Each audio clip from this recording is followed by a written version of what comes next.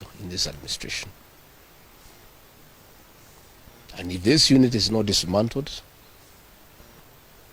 we'll be giving the name of the building and the full names of that officer and his cousin in this administration. And these people are not answerable to the Inspector General of Police. Your guess is as good as mine as to who is the commander of that unit. Let me emphasize that killing our children will not quell the anger of the Kenyan people. People are very angry with this administration. Abducting young people is not a solution. You must address the cause of the disquiet, of the discontent. Why are people aggrieved with this administration? That must be dealt with. Abducting these children and killing them is not a solution. And I must remind my friend and brother, Dr. William Ruto, that since independence, no government has ever gone for children.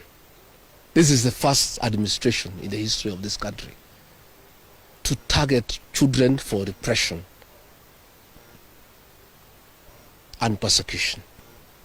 Even the colonial administration, brutal as it was, it never went for the children. And the question the president must address is simple.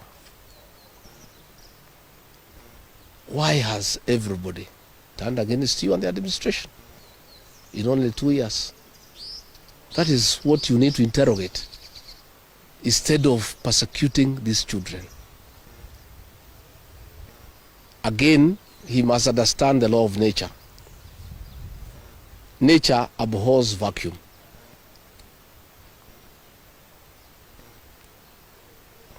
When you swallow the opposition and there is nobody to hold you to account, when you capture parliament and other institutions of oversight, since nature abhors vacuum, other formations will emerge to oversight you and hold you to account. And that is how the church has come up to hold the government to account. And that is how these young Kenyans have come out to hold the government to account.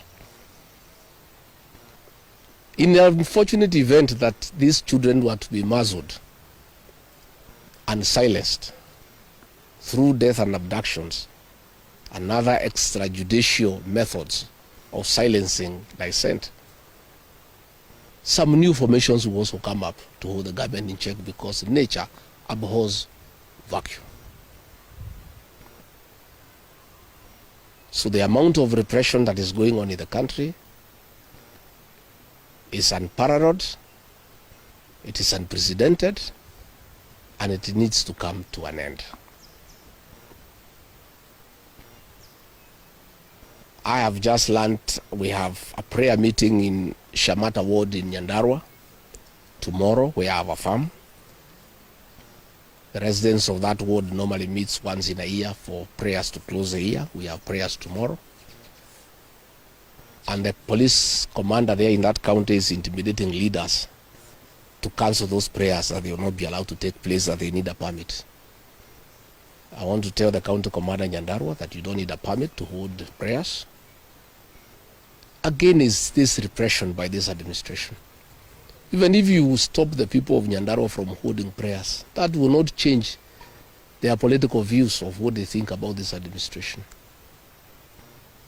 I want to say the prayers will go on. I'll be in attendance with the residents of Shamata. And if the police want to come and stop the prayers, they can go ahead. But that will just enrage the people even more. And those tactics of using police to stop prayers were tried by the previous administration. And the president knows how it worked out. You just agitate people more.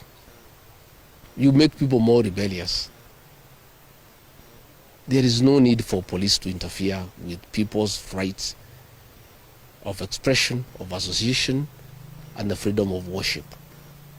So I want again to ask the Inspector General of Police to tell his county commander in Nyandarua not to interfere with the rights of the people of that area to hold prayers and to congregate to pray together, because those rights are guaranteed in the Constitution. And this is not the way to deal with dissent and discontent. Let the government take time to find out why people are unhappy. Why are people so discontented with this administration? But try to stop people from meeting, from congregating, will not solve any problem. It will just magnify an already bad situation. And I can tell them it will not work. It's an exercise in futility. So good people, I just wanted to make those remarks about abductions, and I can answer one or two questions if there is.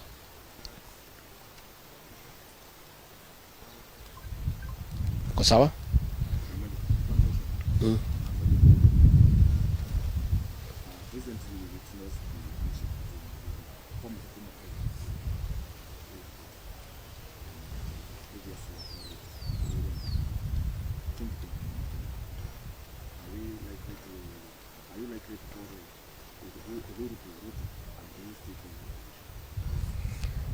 I don't know whether Uhuru is going to Ruto. I don't have such information. But I have said many times the people of this region don't follow leaders. It's leaders who follow the people. I don't follow anybody myself. I only follow the people. I have said I have very extensive consultations with the people of this region so that we decide what is our political destiny. That consultation is ongoing. It's going on. It's very extensive. It's very thorough. And it's what I'm doing here.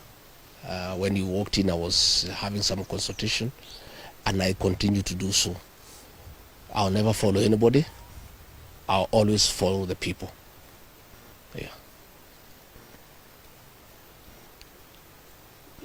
Thank you very much. Asanteni sana.